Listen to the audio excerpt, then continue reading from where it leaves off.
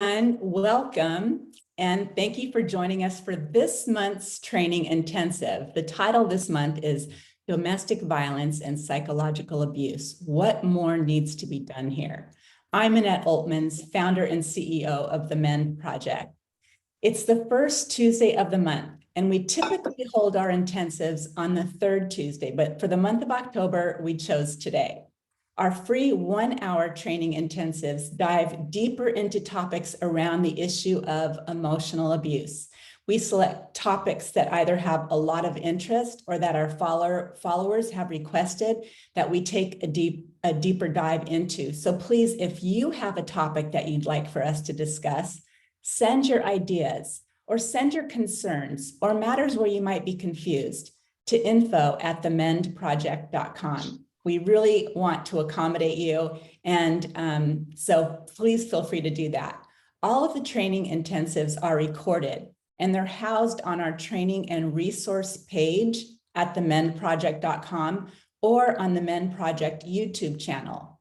You'll also find information about future training programs, our blogs, our podcast recordings, and free downloadable tools and resources on our website at themendproject.com, which we hope you will share with others. It really helps us when you can share who we are to get the word out. I'm going to do a brief teaching today, and then I will open it up to Q&A. Please know that you don't need to wait for that time to send us your questions. I encourage you to comment freely and send us your questions as they arise through the chat. So Jill will make sure I address them during Q&A. And if you want to remain anonymous, please simply message Jill Rice privately in the chat, and she will read your question without stating your name. If you are viewing this on YouTube as a recording, please be sure to subscribe and post your questions or thoughts in the comments on YouTube. October is Domestic Violence Awareness Month, and we hope that this month's intensive will raise awareness on the specific form of domestic violence, psychological abuse.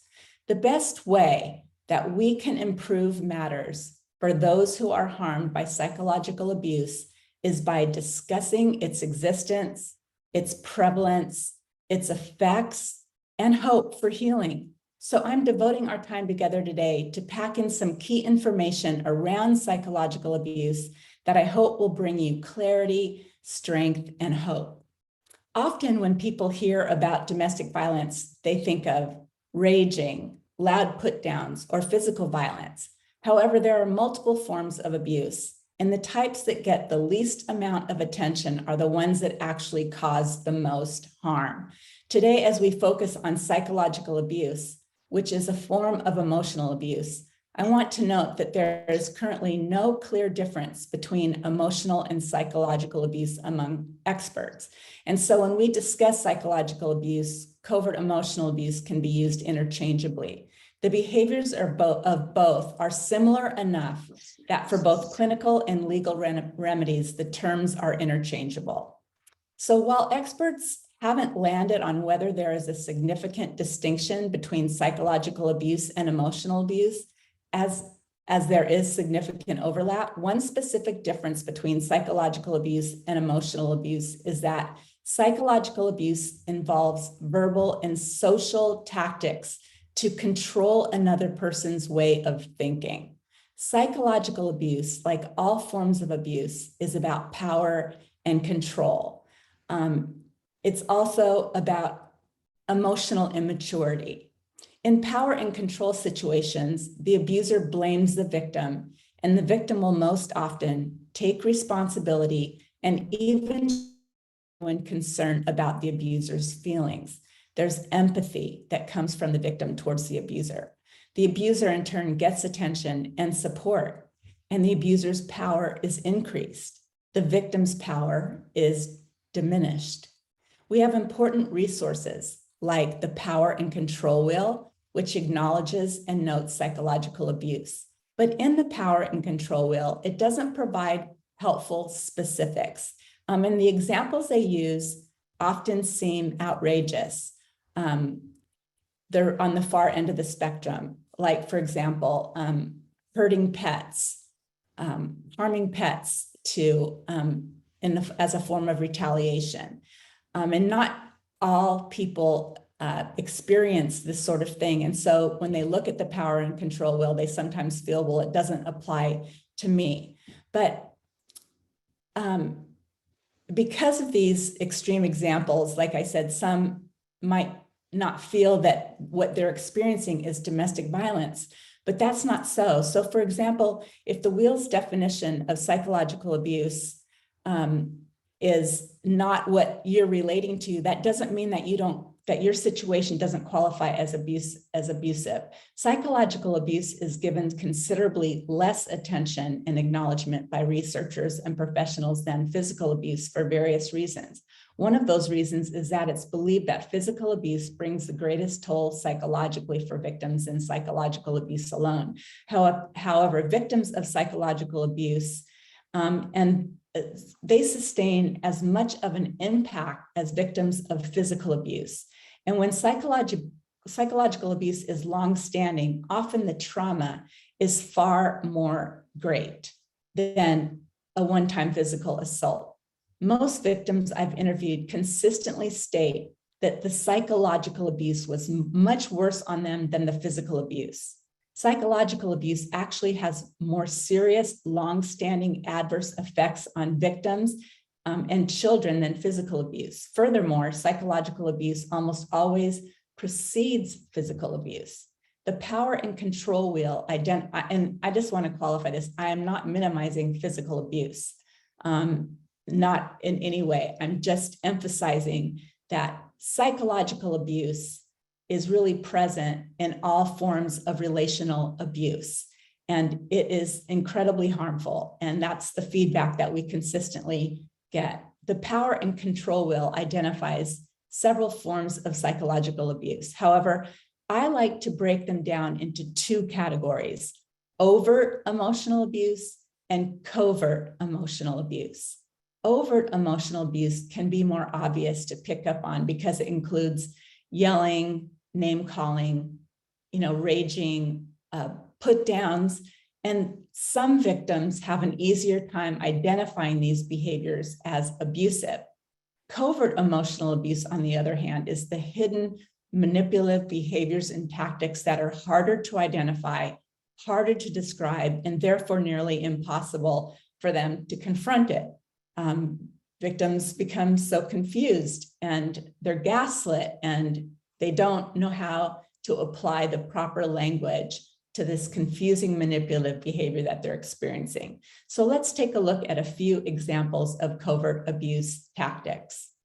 One that I like to talk about a lot is blaming and blame shifting, because this is a very common trait that abusers use. They avoid taking responsibility. And so the abuser avoids taking responsibility, so they're always trying to place the responsibility for the interaction or the conflict at the victim's feet. In blame shifting, the victim raises a reasonable complaint or concern, but the abuser turns the conversation around to place the blame on the victim or a third person or outside circumstance and avoid taking any personal responsibility. Instead, like I said, all responsibility is placed on the victim. For example, a female abuser might, this is just an example, may state in a demeaning manner, "You're not wearing those pants today, are you?" And then when the partner complains about the abuser's hurtful comment, she responds by saying, "Well, I was only joking, stop being so sensitive." So the victim experiences pain twice, first in the originating statement, and then again when the abuser blame shifts and states that he is too sensitive. So now it's his fault for being too sensitive. Do you see how that works? The next term I want to talk about is deflection. And this is really common because in covert emotional abuse or psychological abuse, the abuser stonewalls the victim's attempts at having an authentic conversation where the victim is seeking emotional connection. There's a higher level of emotional IQ, and they're seeking remedies and solutions. And the abuser wants to shut down the victim. And so they stonewall through various tactics. Blame shifting is one. Deflection is another, where they simply change the topic rather than authentically discussing the problem with the intent of reaching a resolution. Or this happens when the abuser defensively refuses to communicate in any meaningful way. Let's say by inventing false arguments, falsely accusing the victim of things, using maybe just a grain of truth to confuse the victim even more, but it's really packaged in a way that is completely false. For example, if the victim says, "When you showed up very late to the dinner party without calling them or me, I was worried and embarrassed." And the abuser responds, "Well, I was catching up with some friends. You're always trying to control who I socialize with. I never said I wanted to go in the first place." The victim is blindsided multiple times. First, when the abuser showed up late to the dinner party without discussing it in advance. Second, when the abuser minimized the victim's feelings. And third, when the abuser mischaracterized the situation by telling the victim for the first time that they never wanted to go in the first place. This is also an example of stonewalling. You can see how the abuser takes no responsibility for being late and places all the blame, deflects and shuts down the victim's ability to address the matter at hand. Now the victim is sideswiped and having to hear for the first time that he never wanted to go in the first place. Another term is rewriting history, or what is commonly known as gaslighting.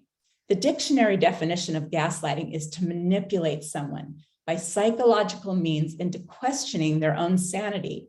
It's a form of psychological abuse used by narcissists in order to instill in their victims an extreme sense of anxiety and confusion, to the point where they no longer trust their own memory, perception, or judgment. The techniques used in gaslighting are similar to the techniques used in psychological warfare and are very effective and destructive. Through gaslighting, the abuser, often a narcissist, but not always, systemically replaces the victim's reality with a false reality, rewriting history, changing the facts of a conflict, and shutting the victim down. Gaslighting is an extreme form of psychological and emotional abuse. Gaslighting is intentional, it is progressive, it is manipulative. For more terms and definitions, because we can only touch on a few today, please go to our website at the Men Project and click on Tools and Resources for a comprehensive list of covert emotionally abusive behaviors and definitions. This tool has been helpful for many, many victims seeking to gain clarity about their high conflict relationship. It has also been helpful for responders to share with the people in their care, a therapist, and so forth. We have so many therapists who say that when I showed them the terms and definitions, a light bulb went on. Suddenly they had the language to describe these confusing manipulative behaviors that they were experiencing. Clarity of these issues, gaining the language, gaining the clarity to be able to identify, name, and confront these behaviors is the first necessary step to healing. We cannot heal if we don't understand fully what we're dealing with. Another form of domestic violence that is worth mentioning is coercive control. This often manifests in ways where the victim experiences a denial of their rights and freedoms by the abuser. This can happen as a singular event or in a pattern. When it is a pattern, it is deemed as domestic violence. When a person is denied their rights, it causes distress, trauma, and a deep sense of loss, of personal loss, of a loss of personal identity. So what does a denial of civil rights of freedom look like? It looks like when an individual is not allowed to see the people that they want to, or when they aren't able to use their phone or go outside or do the activities they enjoy. The individual suffers immensely. It's coercive control is very domineering. and restrictive and oppressive. This also teeters on physical abuse, as the physical well-being of the person being controlled is at risk. Coercive control limits freedoms by means of inflicting a pattern of behaviors that creates a power imbalance, ultimately giving power to the abuser. Coercive control is a legal definition, and in the UK, there are now new laws prosecuting those who inflict coercive control on their victims. Sadly, however, the US consistently lags behind other countries in terms of female victim rights. We continually rank with developing countries. Okay, so moving on. Cultural values, beliefs, traditions, and expectations play a significant role in how emotional abuse is manifested and how it affects its victims. Culture dictates roles and responsibilities towards one another, how people relate to one another, how decisions are made, how resources are distributed, and how problems are defined. Culture further influences a person's worldview and their belief systems. Patriarchy, for example, is a systemic belief many uphold and is rooted in culture. Cultural beliefs also influence how some cope with stress and determines if and when a person will seek help from outsiders. And understanding these factors can significantly increase understanding of the belief system that both the abuser and the victim carry. Abusers have embedded beliefs that define the mindset of an abuser. And we at the Men Project like to describe what we call the pillars of abuse. The pillars of abuse starts with entitlement. This is how the abuser has an expectation of preferential treatment, better treatment than what the victim is worthy of receiving. Abusers who have a sense of entitlement will also think that, that there's double standards. So the rules that apply to the victim don't apply to the abuser.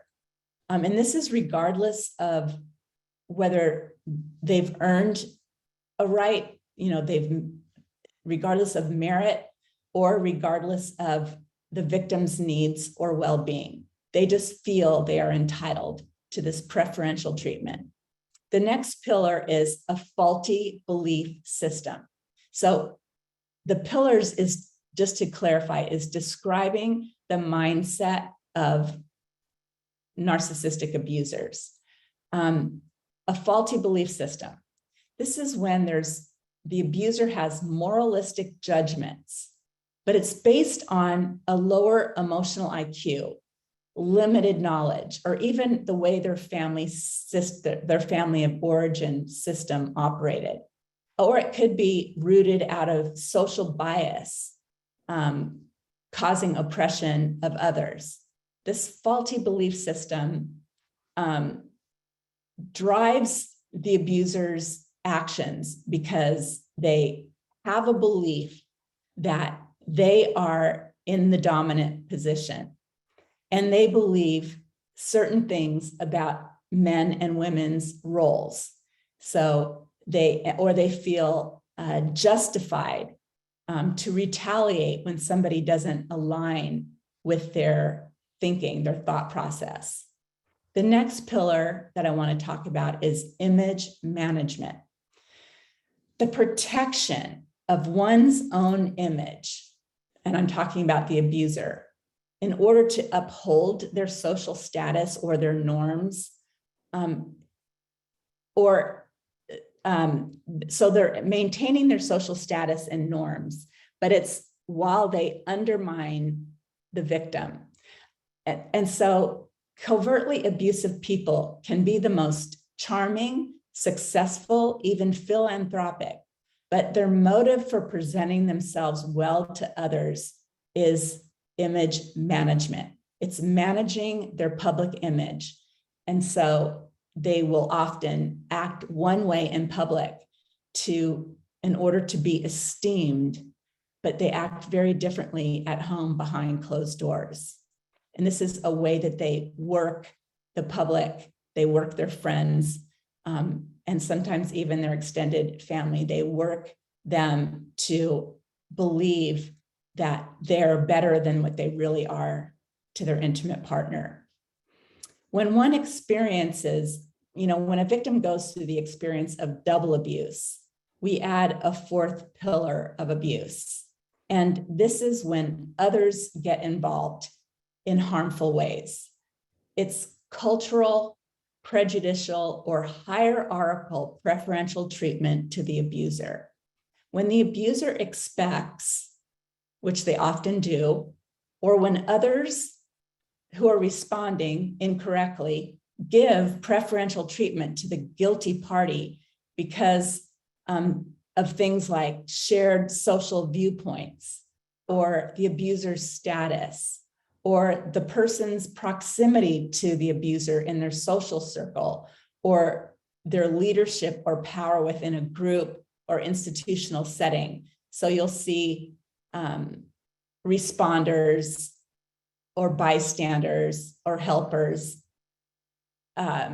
supporting the abuser because they know them to be a certain kind of person within their culture. They don't know them to be abusive, and so they tend to not believe victims when they come forward. The psychological abuser will also often recruit others to join in, to intimidate and isolate the victim, powering over the victim to diminish the other person's autonomy, to thwart their ability to make personal choice, and to ignore the victim's needs. They will be unreasonable and express criticisms and demands. They may also have indicators like changing therapists often, and display all or most of the four pillars of abuse that I just talked about. When you consider how patriarchy is embedded in many abusers, you can see how culture has distorted beliefs with feelings of entitlement, image management, and a faulty belief system. While physical abuse often leaves a visible mark or proof that it happened, psychological abuse can be difficult to identify for a responder.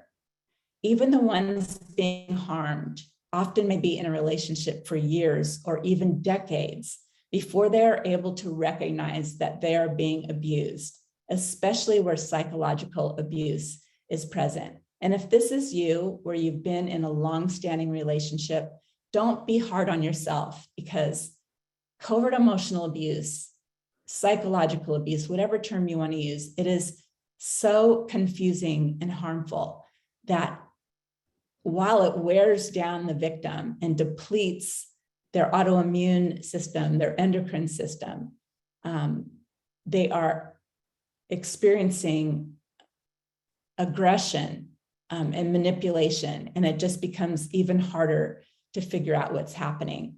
But most victims are stuck in what I call prolonged states of stressful confusion, or what are otherwise known as trauma states. Their ability to discern what is happening and enact healthy choices is limited by the effects that trauma has on their mind and body. Trauma is real. Often victims have post-traumatic stress disorder, and they're not even aware that that is what they are experiencing. I'd like to share some indicators of psychological or emotional abuse that you may notice in victims. You might notice the victim is presenting signs of extreme frustration. You maybe see signs of anger, exhaustion, confusion, like I mentioned. They may stare into space, almost flatlined, or they may be uncontrollably shaking. This is very common for PTSD victims when they are asked to talk about their experience, or when they try to talk about their experience because they're finally reaching out for help, they uncontrollably shake.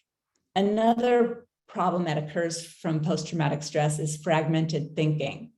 And so the victim will try to tell a story, but sometimes it doesn't seem really cohesive. They jump around because they're so traumatized in a state of hypervigilance that they have a hard time connecting the dots in a cohesive string of events that responders can understand. Or they may uncontrollably cry and so forth. And these behaviors represent some of what you might notice in someone who has not yet come to the realization that they're experiencing recurring psychological abuse by a partner, a coworker, a friend, or so forth. These presentations by the victim can indicate that the brain of the individual is taxed by psychological harm. Emotional distress, withdrawing from friends or isolating, fearing to speak up or reach out for help. These are also cues that they're dealing with psychological abuse.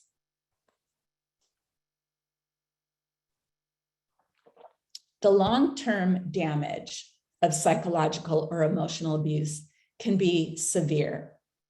Like I said, leading to post-traumatic stress disorder. In fact, victims of psychological abuse may exhibit similar trauma symptoms as a person who experienced a physical assault. And if PTSD is not diagnosed and treated, it very often manifests into physical illnesses. Like I said, it compromises the endocrine system. And this is caused by this prolonged and recurring stress on the mind and body. It's difficult to navigate. It's difficult to investigate and intervene when psychological abuse is happening. It's often a he said, she said situation without the evidence to determine what wrong was done. And generally speaking, when law enforcement is called upon to help in this type of situation where escalation is happening, officers do not consider verbal abuse to be criminal. They may see it as being abusive, but it doesn't rise to the level of being able to arrest a person or have a legal case against them. And although many law enforcement organizations are realizing the effects of psychological abuse and are sharing this information with victims when they go out on a call, it's still, victims are not receiving the help that they really need in these situations and intervention. Menacing and harassment are treated as physical abuse. So psychological abuse is one thing, but when you're meddling, you're harassing, stalking, texting, harsh messages, those can get the attention of law enforcement. There has to be some offensive contact, or the victim has to be placed in fear of imminent physical injury, such as displaying a weapon or breaking items in the home and so forth. And law enforcement does respond to domestic disturbances, but can only give citations or make arrests if there's a criminal act, such as an assault. Okay, if there is a case of stalking, that would actually warrant gaining a restraining order. So it's important for you to understand what things can warrant restraining orders, and you can find this out from your local domestic violence agencies, because every state is different, and they're a great resource for you.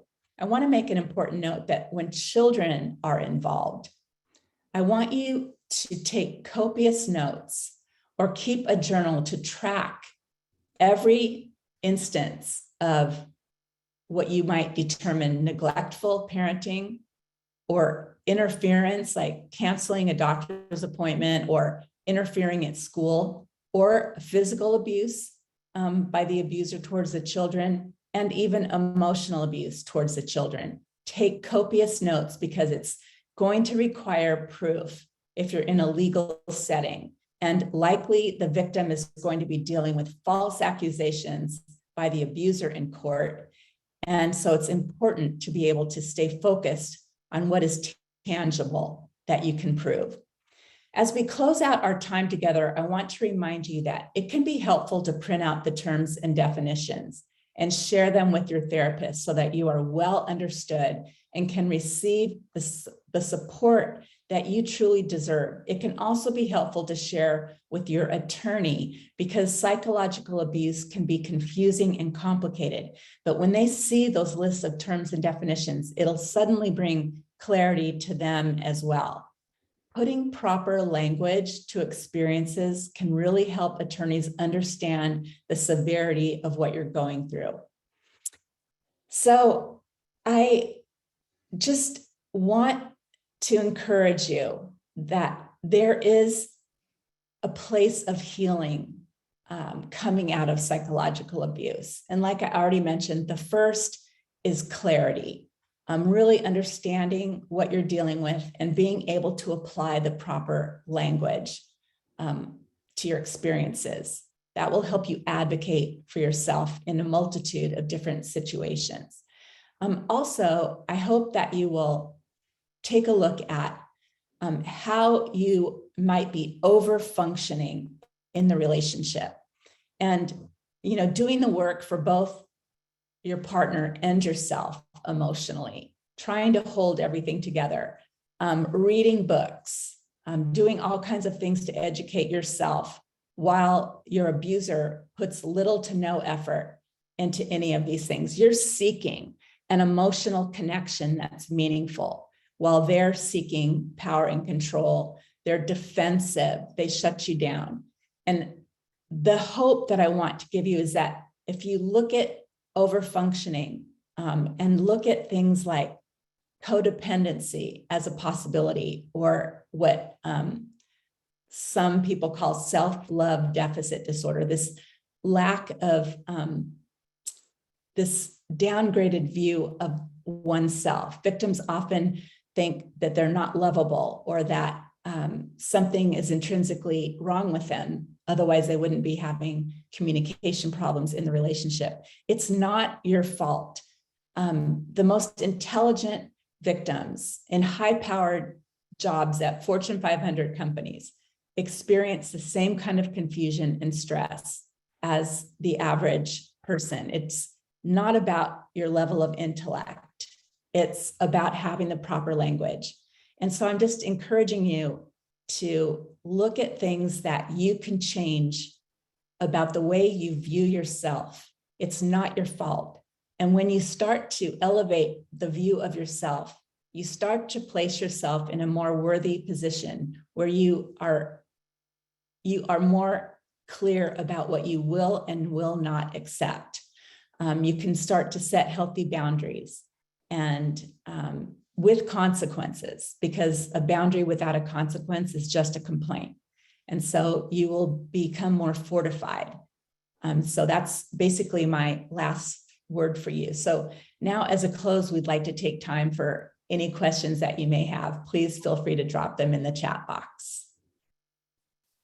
Okay, Annette, we do have quite a bit here. So I first want to actually address, somebody inquired about the list of terms and definitions. Those can be found on our website under tools and resources. If you have a problem locating it, you can also just email us at info@themendproject.com and we'll get that to you. Okay, so we have quite a bit here, Annette. So I'm just going to start at the top. How do you expose a covert abuser to get a diagnostic that stands up in court? Most courts are not interested in hearing that your spouse is a narcissist.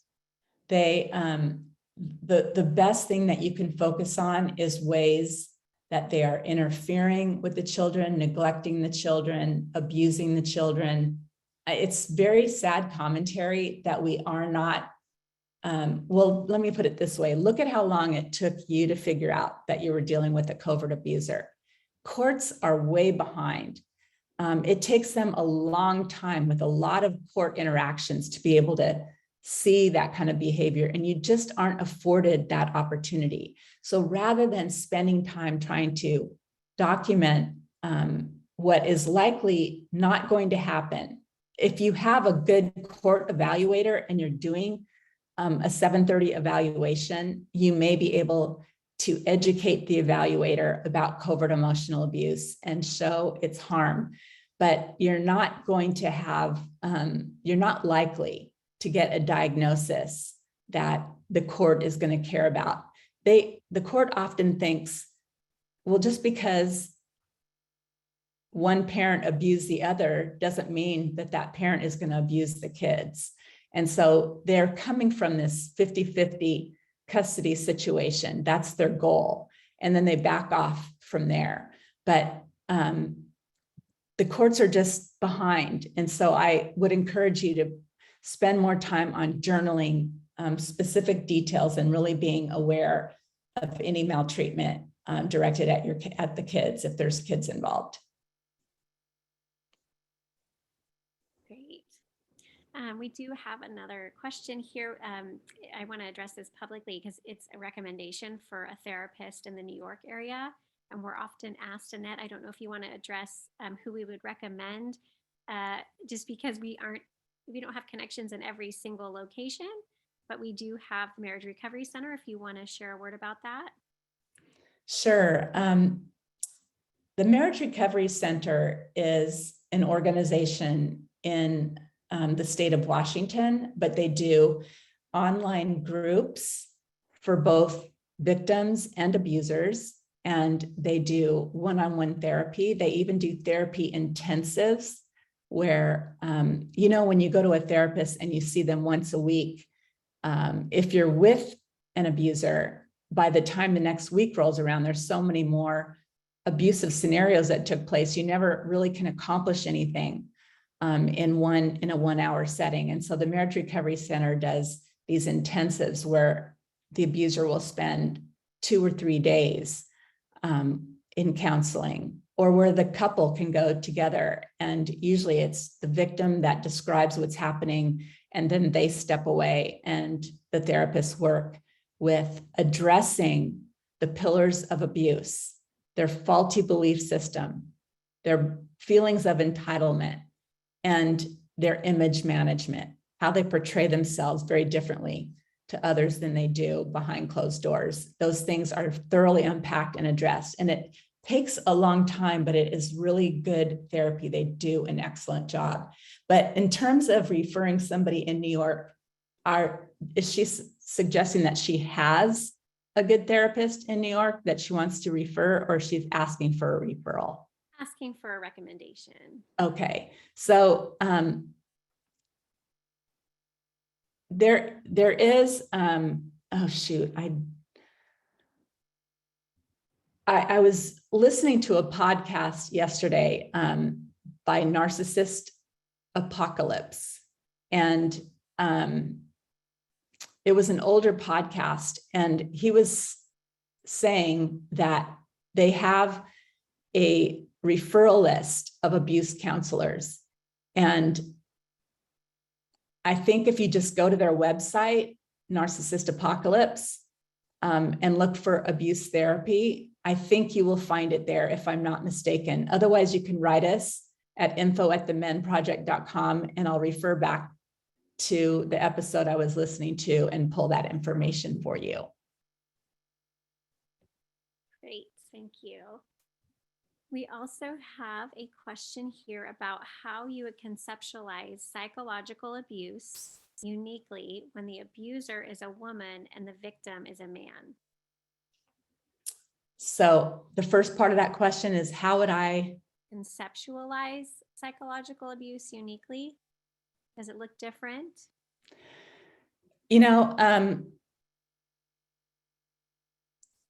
It's still rooted in entitlement. It's still rooted in a faulty belief system. Maybe it's not patriarchy. There's matriarchal cultures that are toxic as well. And where they believe they're extremely controlling, and they believe that people are there to meet their needs. It still comes from a root of narcissism. And definitely women are narcissists too. The numbers are more prevalent with men being the abusers, but sadly, so many men that are experiencing covert emotional abuse don't have the same access to resources that women do. But you can participate.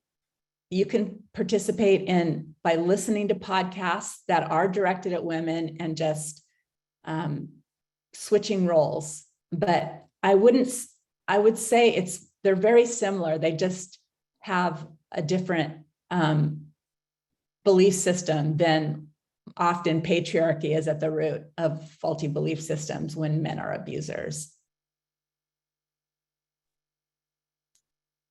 Thank you, Annette. We are still flying here with questions. This is and comments. This is wonderful. Thank you for engaging. Yeah, thank you. We love your participation. Yeah, and it really does. It actually helps everyone here, and that's why they keep coming in, because then others want to ask their questions and comments as well. Okay, and this one's kind of similar. Please speak about the nuances of double abuse in a marriage where the abuser is a woman and the man experiences CPTSD from ongoing emotional abuse by immediate family member. Oh boy. Say that question again, the first part. Yeah, sure. So the nuances about double abuse. So in this marriage, the abuser is the woman and the man is experiencing CPTSD from ongoing emotional abuse by an immediate family member who's not the spouse. So I'm sorry, I'm seeming so confused. Is the spouse abusive, or is all of the abuse coming from an extended family member? The woman is the abuser in the marriage. But there's a double abuser that's an extended family member. Correct. And the husband is experiencing CPTSD from that. CPTSD, yeah. Well, the first thing that I would address is that you need to get help. You need to be in therapy where you're going to get the clarity, the validation, and the support that you deserve and need. Start working on the fact that you do have complex post-traumatic stress disorder. That requires a lot of care. And the more that you're in this situation of recurring trauma, the more difficult it will become for you to heal, because the trauma is recurring, it's not stopping. So I would really encourage you to set a boundary and consider separating from your abusive spouse. And in terms of double abuse by another family member, sadly, there's not a lot that you can do about double abuse. You can try to convince them, but that usually doesn't work. It's so much better if you can just limit your contact with that person, understanding they are actually adding harm to you. You have every right to set boundaries and say that you're not going to limit your time with that person. And if it's something like a smear campaign that's going on, I just want you to recognize that, we're all adults, and some adults are going to be aggressive and making bad assumptions, and they're going to slander you. And the most important thing for you is to try to not be affected by what other adults are saying, because they're not your mommies and daddies. You are an adult too, and you need to advocate for your own well-being and not take on so much, try to not take on so much the emotional hardship of double abuse. It's better if you can step back, really value yourself, love yourself, believe in yourself, get in touch with your gut, with your core beliefs and your feelings, and minimize the effects that other people, the influence that other people can have on you. That's what I would recommend, because there's no guarantee that you're going to be able to change other people's thinking. It might just make matters worse. And I'm more interested in you embarking on activities and clinical modalities to help you heal from CPTSD. Really good, Annette. Thank you. Mhm. Okay. This next comment says, I have been in a trauma state, was completely healthy, and lost my hair since other party gone. I'm assuming the other party is gone. How to heal autoimmune and get my health back. Started getting panic attacks. You know, again, I'm going to come back to, well, there's actually, oh, I don't have it in front of me. There's a good book that I want to recommend called The Human Magnet Syndrome. And it's how empathic people attract narcissists. And I think really gaining clarity about your situation, being to attach the terms and definitions to your story, and then working on building up the way you view yourself.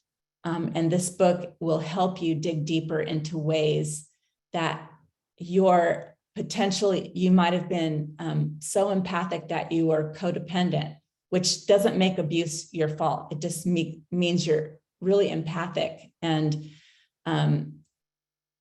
over functioning in the relationship.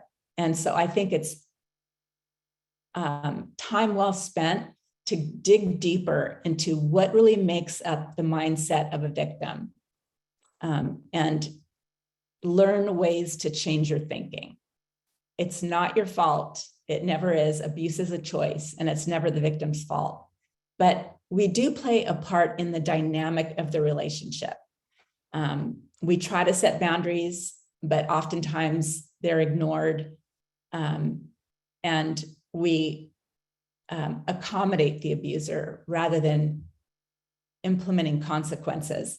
And so there's a lot of dynamics about the way you view yourself and the role you think you play in an interpersonal relationship that needs to be unpacked so that you don't repeat that behavior. And unpacking that will help you heal. And I also recommend, to help you heal, to do a lot of self-care activities. Stretch yourself. You might feel like isolating, but go out and take a yoga class or some other, an art class or something that's going to get you out of the house and doing something that is going to produce endorphins and really help you. You need to work at getting better.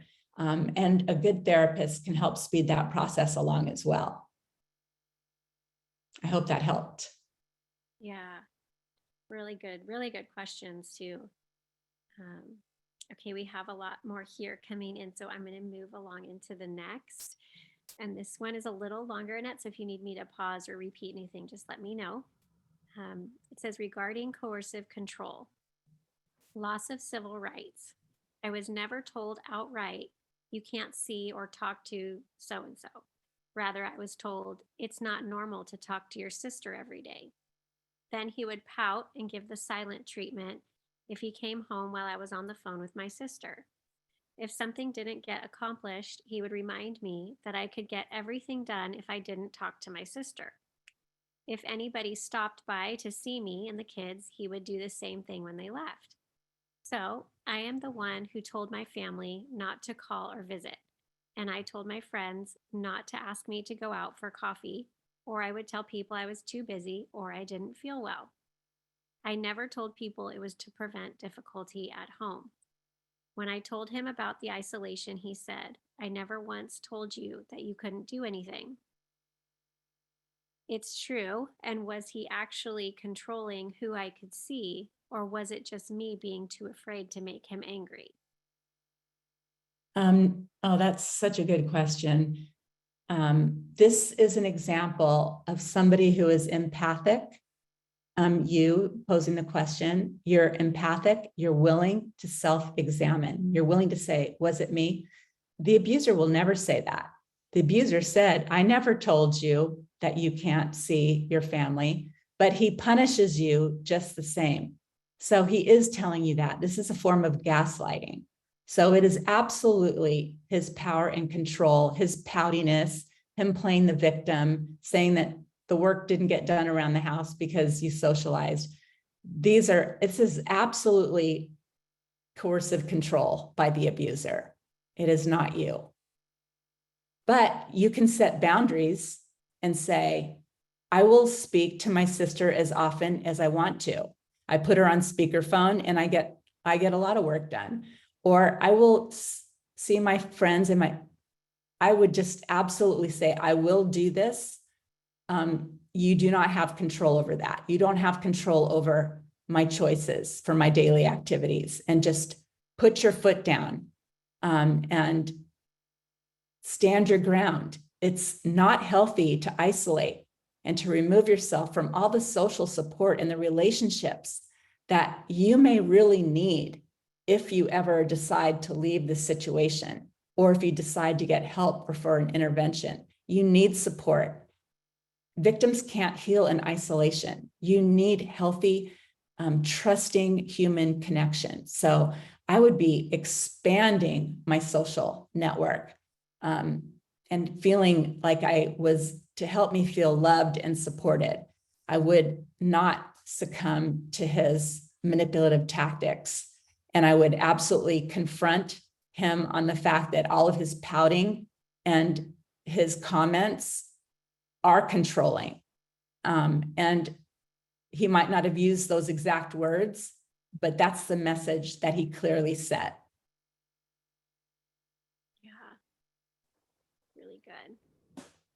Okay.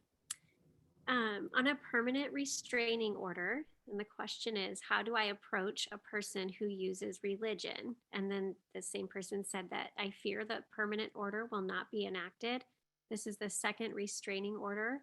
I was financially, emotionally, and physically abused. He took all the money and moved out into the same apartment complex.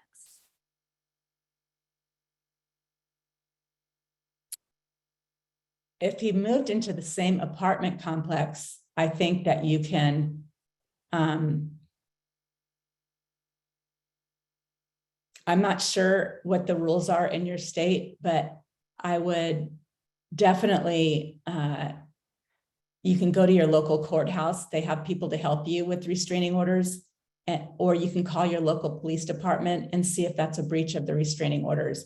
I'm not sure I'm understanding the other part of the question. The question is, how do I approach a person who uses religion? In what context? Let's see if this is clear. Is this your ex-spouse or your ex-partner that uses religion? 1 second, let me see if there's clarification here. Spouse who is a pastor. Oh boy. You know, again, I'm going to repeat myself. Just because the pastor distorts religious passages to oppress you and to get you to submit, or to make you feel guilty for setting a firm boundary and separating from abuse, doesn't mean that that's what the Bible really talks about. There's so many scriptures that talk about the maltreatment of others, those who are oppressed, that we're supposed to support. The example in Ephesians that God gives on marriage talks about mutual submission. And it doesn't direct you to submit to abuse of any kind. So this is a situation where I again say there are other adults in the world, and your spouse, ex-spouse, whatever they are, is an adult, and he or she is allowed to have their faulty ideas and thinking, but you don't have to adopt it yourself. You can, in fact, I'm trying to think of a resource. Shoot. If you email us at the info@the-men project, I will find this resource that has a lot of biblical scriptures to combat scriptures used to oppress victims and to make them feel like they're sinning if they experience a divorce. I will say in Malachi, there's one verse that says God hates divorce, but the rest of the sentence says, and those who cover their garments in violence. He hates what leads up to divorce, and he hates how violence causes divorce. So oftentimes that verse is taken out of context, but I'll try to find you a resource that I'm thinking about if you email us at the Men Project. Annette, this person just provided a little more clarity that it's more about with regard to the restraining order that that he's using religion and court to defend himself. So he's very likable, right? So we understand this all too well, and it's very, very common. And I wonder if there's a way that she can be equipped to help her attorney to understand that and how to combat that in court. It's very, very tricky, I understand. You know, it's just a form of manipulation. And here again, I would focus on the tangible evidence. I would focus on any forms of physical assault that took place, particularly if you reported it. But even if you didn't, I would just clearly stay focused on the fact that there's been violence, there's been emotional and physical violence, and maybe stalking, and now he's in your same apartment complex if have the right person. The court will not look highly on that, regardless of how religiously pleasing he is to the court. So I would just stay really firmly rooted in the facts of the case. And because I don't think they'll give you a chance to say something like, you know, well, religion doesn't excuse abuse, or I don't think you're going to be allowed comments. And so that's why I would stay focused on everything and how afraid you were and how toxic and harmful these experiences have been on you, that you've developed post-traumatic stress, and so forth, so that the court feels more implied to continue to protect you. Great, thank you, Annette. We have a comment here I'm going to read, but we also have 7 more questions here in the chat, Annette. And so it is nearing 11. I'm okay to stay on. Are you okay to stay on and address all of those? I'll do my best. Let's see. Okay, let me share the comment with you real quick. In this, the person whose question you just addressed said thank you. So I want to share that with you. Oh, you're welcome. We have another person here who said, please tell Annette, thank you so much. I wish I had heard this 30 years ago. I left, and she said her comments will definitely help me in all aspects of life going forward. I honestly have never considered telling him that I would do those things. Christian marriage books have harmed us a lot, or have harmed a lot of us. Annette's response brought tears of validation to my eyes. Oh, I'm so glad. Yes, there's a lot of Christian books that, oh boy, and a lot of sermons that really harm victims. And I'm sorry about that. But you have clarity now. And so you can adopt changes into your life that will allow you to heal. Yeah. We have someone here who's sharing that her husband has an appointment with someone at the Marriage Recovery Center this Friday. And how can you be certain he is talking about the right things, covert emotional abuse, etc., not just saying it's communication in the relationship? Well, you know, you're entitled to write a letter and send it to them, send it to that person. And because they used to in the past have the victim write a letter that says what it's like to live with my spouse, the good, bad, and the ugly.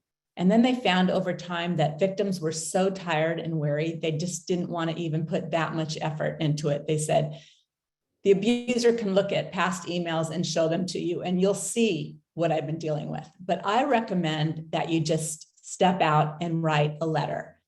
And they're experienced at seeing justifications and things of that nature. But it's when my husband went through the Marriage Recovery Center, I sent an email every week that said, this is what happened this week. And then he would be confronted on those specific things. So I would use that tool. Maybe you might want to let your husband have the conversation freely, unless your husband gives you permission to send a letter.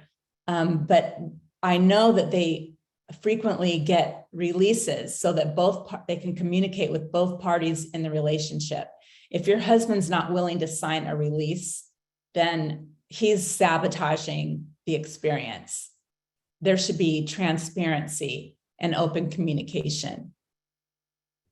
And I hope, I don't know who you're with at the Marriage Recovery Center, but I recommend Dr. David Hawkins and Charmin Kimbrough and Jonathan Glover. Those are the three that I think are the most experienced at emotional abuse. Great. Okay, the next question says, can you address the psychological trauma of sexually abused domestic violence victim? Well, I'm not an expert on sexual trauma, but I will say that when it's not uncommon for psychological abusers to be abusive in the most intimate of spaces, there's control, selfishness, demands, things of that nature, that sometimes they are the only ones who can choose when and where and how. And so the trauma of being harmed in this most sacred space of your physical right over your own body can really lead to complex post-traumatic stress, because it's almost like you feel like you're in captivity, that you don't control your body. And so I would just really encourage you to be open with a therapist, really talk about how this has affected you, and start to work on getting stronger and healing from what that is. I wouldn't minimize it. And if it's old sexual trauma that you're dealing with on top of, because I'm not exactly clear based on the question, the same is true. I would try to get into a good therapeutic program that addresses that. And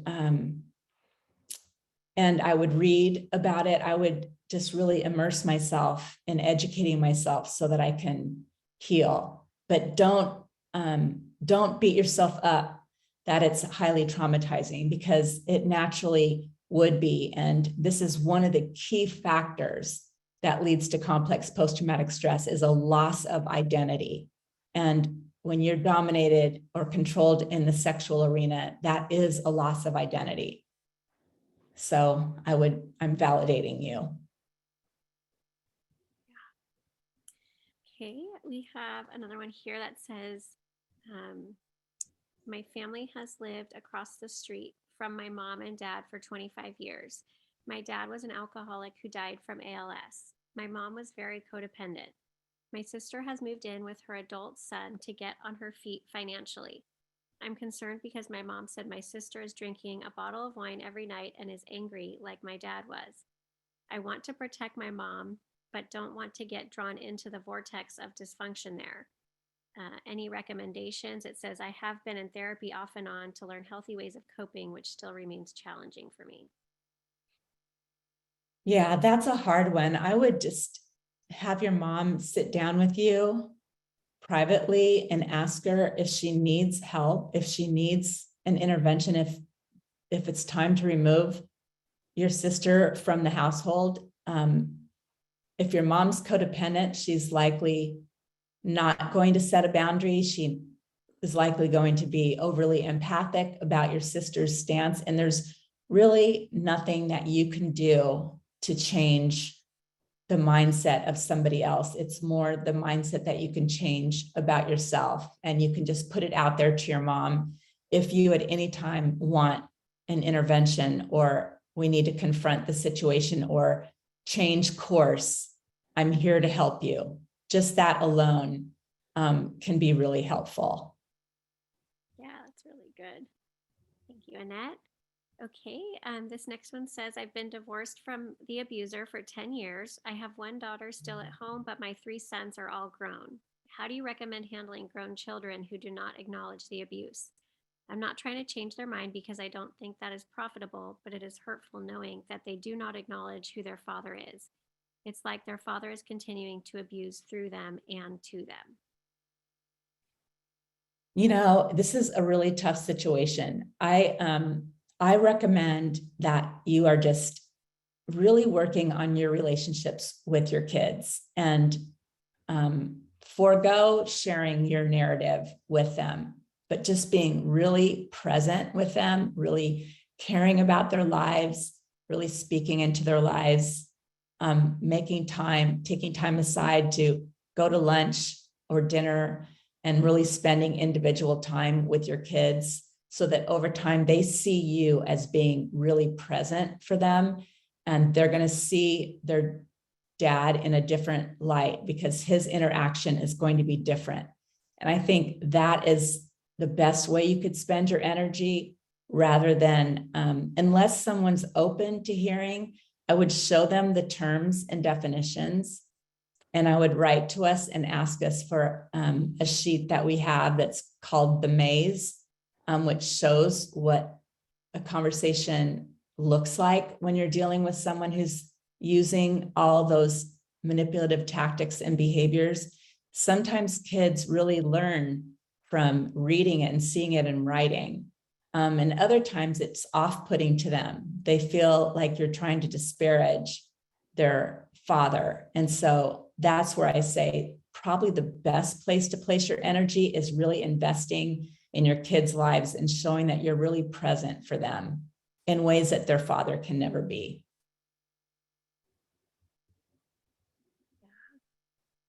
Okay. And there's a question here about if there are any assessments that could be given to children to understand if they're enmeshed with a covert abuser.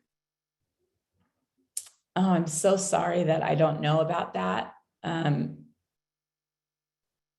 That's a really good question that I just don't have the answer to.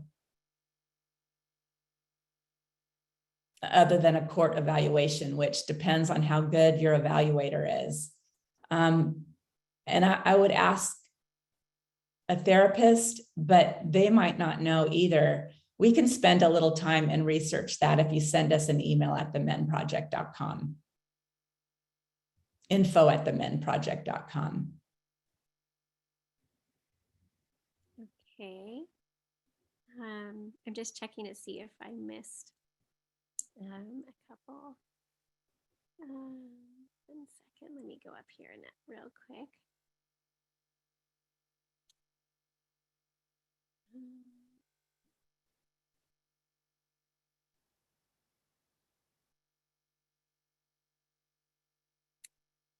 There is one that came in recently that says, how would you approach co-parenting with an abusive female spouse that portrays herself as the victim? Well, it's very difficult when somebody is playing the victim. That's typically what abusers do, and they gain sympathy. But rather than disparage, it's one thing to provide clarity, to simply speak factually about, you could speak in general. People play the victim when they don't want to accept responsibility for their own behaviors. You can, depending on the emotional maturity of your children, you can start to increase their emotional IQ, teaching them feeling words. There's so much you can download on the internet, and it's all age categorized. But I would give the same advice that I would just be really present with my kids so that they notice a difference in the way that you're interacting with them and the way that they're being interacted with by their other parent, so that you can really build a strong relationship with them.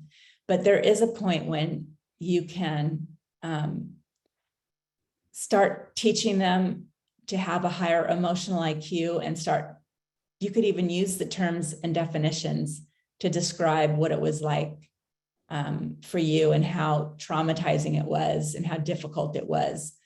If they're at the age and if they're willing to listen, you're educating them. You might even choose to not direct it at your ex and yourself, like don't change the players and say, this is just something I want you to learn about, and just teach them generically about covert emotional abuse, so that they slowly over time start gaining more understanding of the topic, and then they'd be better suited to have a conversation with them at a later date. Okay, Annette, I think I've addressed all of the questions. Great. Well, thank you everyone for being here. Yeah, I want And to let you know, Annette, that there are a number of people saying thank you. Thank you greatly. I feel tremendously seen finding the Men Project. This has been illuminating. Just a lot of thank yous in the chat. So I wanted to make sure you knew it was really beneficial to spend this time. well, thank you right back. I so appreciate your support, and I'm glad it was helpful for you. And we want to continue helping you.